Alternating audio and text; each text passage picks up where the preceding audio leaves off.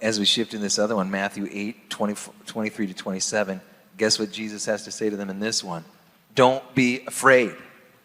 Okay, why? In this one, they are on the water. Jesus is what? Resting, and he's sleeping, and the storm comes and it rocks their world. And so Jesus has to do what? He has to speak something new into them. He says, have faith in me. Wow, that's interesting. In other words, did you forget that I'm with you, that I loved you? Man, and remember that's the famous story. He's just sleeping. And have faith in me. Has there ever been any time, Noah, where you feel like you had to learn about Jesus' authority in a new way? Because remember, Jesus calmed the seas. He calmed the storms that freaked the disciples out. And the scriptures say they were astonished. That's why we're using the word shocked.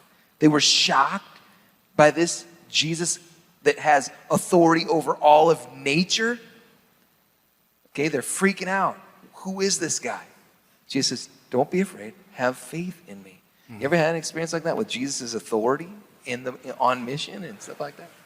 Yeah, it's the middle of a storm. And for me, it's been relational. I mean, the biggest storms have been relationships that have been on the brink. Things in my family of origin, things in my marriage. And there was times where my wife and I, we were literally asking a question, are we going to be married a year from now? And just such, these valleys are so painful because they're so uncertain. And in relationship, everything is wrenching your heart. And I remember times just bawling on the floor. Just weeping, coming through these storms. And what I would often say is, Lord, where are you? This is not how it's supposed to go down. If you're here, why are things hard? And, that's why Jesus was sleeping when he was with the disciples, so that he would teach them, guys, you don't have to be afraid. We're going to get through this.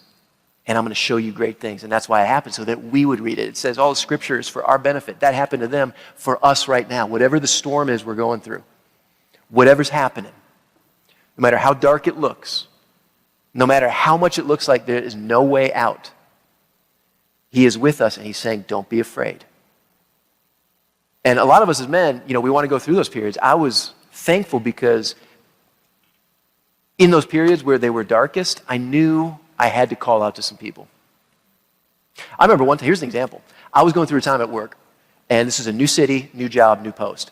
And I got hit, and it was, this is spiritual when things like this happen. I got hit with sexual temptation that was so intense. It was a new environment, new people, there was new interactions happening, and I got hit with something that was so intense.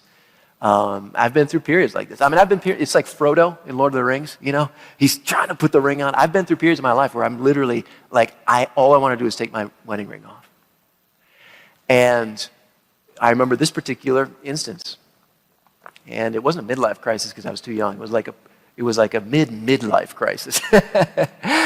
And all this sense of dissatisfaction and things changing was rearing its head, and now there's opportunity, and there's attention, and there's affection, and there's something new. And I was literally burning up.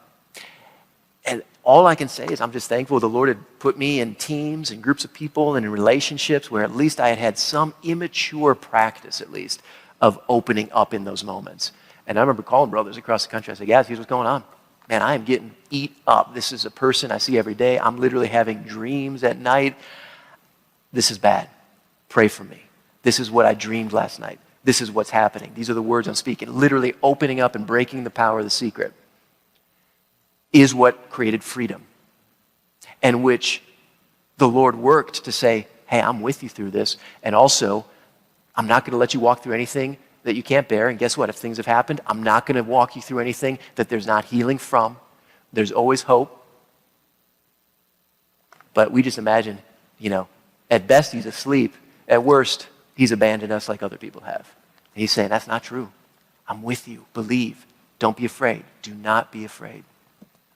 Guys, I just think about how many of those 7 core desires did Noel just describe hitting by going into that experience and choosing Jesus, choosing friendship, choosing to be honest. He just started knocking those core desires right out in a right, healthy way, and it leads to what? Life. It leads to where we're supposed to be.